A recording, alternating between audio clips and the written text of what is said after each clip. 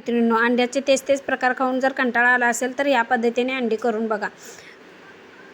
इथे मी 3 अंडी घेतली आहेत आणि कढईमध्ये थोडंसं तेल टाकून हे अंडे आता असे झाऱ्याने आपल्याला गाळून घ्यायचे आहेत. या पद्धतीने तुम्ही एकदा हे अंड्याचा प्रकार करून बघा.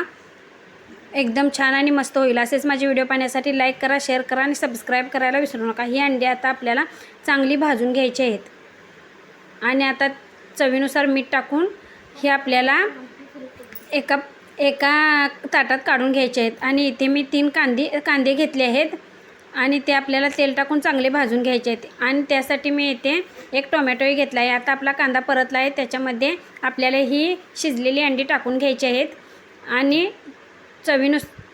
लाल तिखट टाकून कोथिंबीर टाकून ही आपली अंड्याचा वेगळा प्रकार तयार झाला आहे. एकदम चविष्ट आणि छान.